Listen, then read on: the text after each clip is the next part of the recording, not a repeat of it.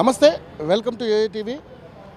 తెలంగాణలో MP elections జరుగుతున్న నేపథ్యంలో 17 సీట్లకు గాను కాంగ్రెస్ పార్టీ అంటే 3 స్థానాల్లో 2 మాలలకి, అది ఒకటి మాదిగకి రిజర్వేషన్కి కేటాయించడం జరిగింది. సో దీని మీద కాంగ్రెస్ పార్టీ మాదిగలకి అన్యాయం చేస్తుందంటూ మందకృష్ణ మాదిగ తీవ్రమైనటువంటి కామెంట్లు చేశారు. కాంగ్రెస్ పార్టీకి ఓటేయకండి, బీజేపీ పార్టీకి ఓటేయండి అని చెప్పేసి కూడా ఆయన అనౌన్స్ చేయడం జరుగుతూ ఉంది. దీని మీద కాంగ్రెస్ శ్రేణుల్లోంచి పెద్ద ఎత్తునటువంటి నిరసనలు వ్యక్తం అవుతా ఉన్నాయి. కాంగ్రెస్ పార్టీలో కూడా ఏదైతే ఈ ఇరు వర్గాలకు సంబంధించినటువంటి వ్యక్తులు చాలామంది ఉన్నారు. మన ముందు జ్ఞానసుందర్ గారు ఉన్నారు, సీనియర్ పార్టీ నాయకులు, కాంగ్రెస్ పార్టీ నాయకులు. ఆయన అడుగుదాం, అసలు నిజంగానే మరి మందకృష్ణ మాదిగ గారు చేసిన కామెంట్లకి ఈయన కౌంటర్ ఏ విధంగా ఇస్తారో ఆయన అడిగి తెలుసుకుందాం. సార్ నమస్తే అండి. ఇప్పుడు చూస్తే 17 సీట్లకి కానీ అసలే కొత్త వాళ్ళకి ఎవరెవరో పారాషూట్లలో వచ్చిన వాళ్ళకి సీట్లు ఇస్తున్నారని చెప్పేసి కొంతమంది మీ దాంట్లో అంతర్గత ప్రజాస్వామ్యం ఎంత ఎక్కువగా ఉందో వాళ్ళు మాట్లాడడం జరుగుతూ ఉంది. అదేవిధంగా ఈ మాదిగలకి అన్యాయం జరిగింది అన్న విధంగా కూడా మందకృష్ణ మాదిగ గారు కూడా మాట్లాడడం జరుగుతూ ఉంది. సో ఏంటి దీన్ని ఎలా చూస్తారు, ఏ విధంగా మాట్లాడుతున్నారు?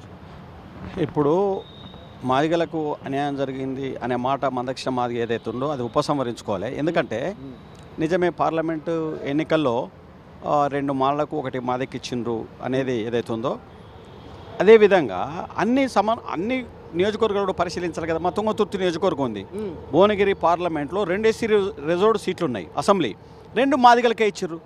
మళ్ళీ పబ్లిక్ సర్వీస్ కమిషన్ మెంబర్ను కూడా మాదికే ఇచ్చారు.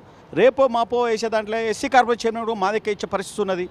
మరి అవన్నీ చూడాలి కదా. మేము మాలగుండి మేము అక్కసు వెళ్ళకక్కలే మాదిగల మీద కానీ కాంగ్రెస్ పార్టీ మీద కానీ. ఒక్కొక్క దగ్గర ఒక్కొక్క పరిస్థితులను బట్టి పార్టీ నిర్ణయం తీసుకుంటుంది.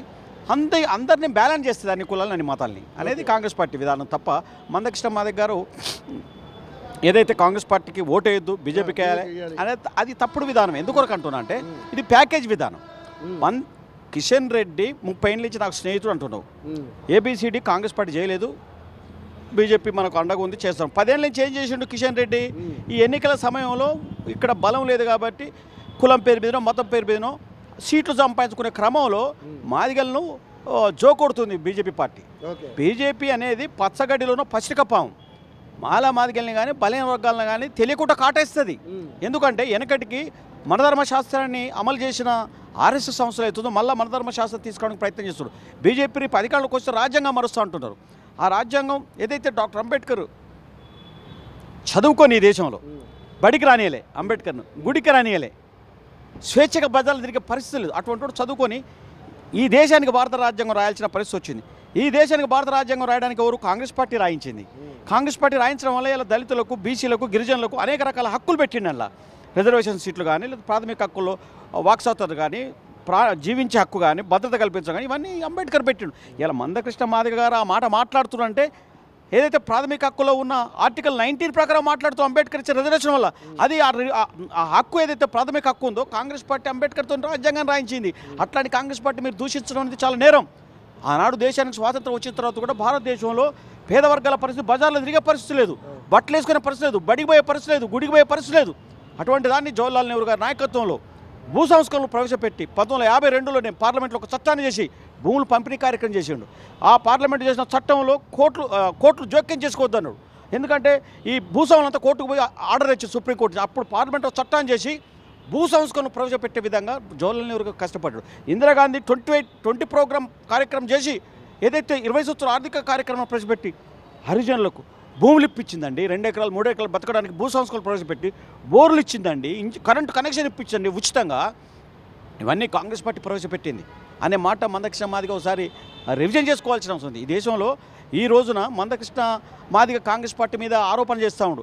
ఆయన బిడ్డ రాజమండ్రిలో ఎంబీబీఎస్ సీటు డాక్టర్ రాజశేఖర్ ముఖ్యమంత్రిగా ఇప్పించిండు.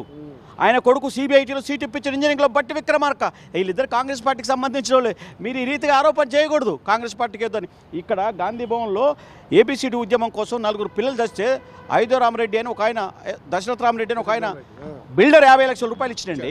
50 లక్షలు ఇస్తే ఆ కుటుంబాలకు ఇవ్వలేదండి. 10 లక్షలు ఈయన కొరకు, 4 లక్షలు నలుగురికి 10 లక్షలు ఇస్తే ఆ కుటుంబాలకు ఇవ్వలేదు. నువ్వు మాదిగలకు నాయకుడివి. కానీ ఇప్పుడు ఈ తరహా కామెంట్లు చేయడానికి గల కారణం అంటే ప్యాకేజ్ తీసుకుని చేస్తున్నాడని మీరు అన్నారు. 100%. ఎందుకొరకంటే ఒకనాడు తెలుగుదేశం పార్టీ కోట్లేమన్నాడు, మరొకనాడు కాంగ్రెస్ పార్టీ సోనియా గాంధీ దేవతామ కోట్లేయాలన్నాడు, మళ్ళీ ఇవాళ బీజేపీ కోటేమంటాడు. ప్యాకేజ్ చేయాలి. అధికారంలో ఉన్న వాళ్ళు వాళ్ళు పవర్లోకి రావడానికి ఇక్కడ సీట్లు గెలిపించుకోవడానికి మందకృష్ణ మాదిగను పావుగా వాడుకునే ప్రయత్నం చేస్తూ ఉన్నారు. ఎందుకంటే మాదిగలు మాలలు ఇంకే పార్టీగా నోటేస్తారు, కానీ బీజేపీ అంటే వాళ్ళు ఇష్టపడరు. మాకు వ్యతిరేకమైన పార్టీ అనే భావన ఉంది. ఆ భావన తొలగించడానికి ఆ కులానికి నాయకత్వం చేస్తున్న మందకృష్ణ మాదిగ చెప్తే వింటారనుకోడు. స్వయంగా ఆయనే ఓడించారండి. మాదిగలు ఎక్కువ మధ్యలో పోటీ చేసిండు. మాదిగలు ఎక్కువ ఈ తెలంగాణ రాష్ట్రంలోనే ఆడ డిపాజిట్ పోయింది. తర్వాత వర్ధన్నపేటలో పోటీ చేసిండు. వర్ధన్నపేట కూడా డిపాజిట్ పోయింది. ఆడ మిగతా పార్టీ కూడా సపోర్ట్ చేసినాయి. నిన్ను మాదిగలే ఓడించారు కదా, అంటే నీ మీద విశ్వాసం లేదు. ఎందుకంటే నువ్వు ప్యాకేజ్ మాస్టర్ అని మాదిగలు కూడా కులం పేరు మీద ఆర్గనైజ్ తొందరగా అవుతారు. కానీ మరి నీకు ఓట్లు వేస్తే కానీ నువ్వు నాయకుని వాళ్ళకు నీకు ఎక్కడొస్తున్నాయి ఓట్లు. ఒకసారి ఆత్మ పరిశీలన చేసుకోవాల్సిన అవసరం ఉందనే మాట నేను గుర్తు చేస్తూ ఉన్నాను. అంతేకాకుండా మందకృష్ణ మాదిగను మాళ్ళ మీద ఎంత అక్కసు వెళ్ళగక్కుతుంది కదా, ఏలియా ఉన్న పేరును కృష్ణగా మార్చింది సత్యమూర్తి, కేజీ సత్యమూర్తి విప్లవకారుడు. ఏబిసిడి ఉద్యమాన్ని రూపకల్పన చేసింది కృష్ణమూర్తి గారు, ఆయన మాలోడు, కృష్ణమాదిగ గురువు.